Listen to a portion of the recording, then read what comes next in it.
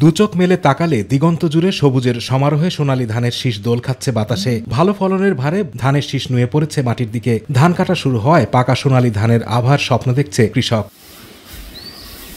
মাদারীপুরের কালকিনি ও ডাসার উপজেলায় এবার বৃধান 89, 92 ও 100 জাতের বোরো ধানের পাশাপাশি নতুন বৃধান 108 জাতের উচ্চ ফলনশীল বোরো ধান আবাদ করেছে কৃষকরা। তবে ধানের ফলন ভালো হলেও ধান কাটার শ্রমিক সংকট ও ধানের দাম নিয়ে চিন্তার ভাঁজ কৃষকের কপালে। অন্য ধানের চেয়ে এটা দ্বিগুণ ফলন হয়। আমাকে ধানটা খুব ভালো হয়েছে, আবহাওয়া অনুকূলে থাকলে আমাকে ধানটা ঘরে তুলতে পারবো। অনেকে পরিবারের সদস্যদের নিয়ে ধান কেটে ঘরে তুলতে ব্যস্ত সময় পার করছে। তবে ধান কাটার আধুনিক কম্বাইন হারভেস্টার মেশিন দিয়ে ধান কাটা ও ভালো দাম পাওয়ার দাবি কৃষকদের। ধান কাটার লোক পাইতেছি না, সাতক্ষীরার থেকে এমনকি ফরিদপুর থেকেও লোক আমরা আগে ধান কাটাইতাম। আমাদের ধান কাটার লোক না পাওয়ার কারণে আমরা খুব সংকটে আছি।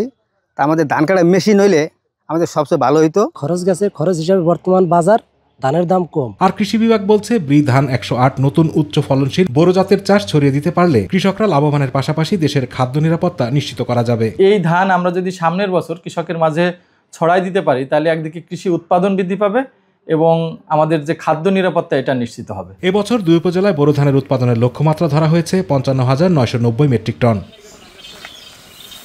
আতিকুর রহমান তিতাস, মাই টিভি।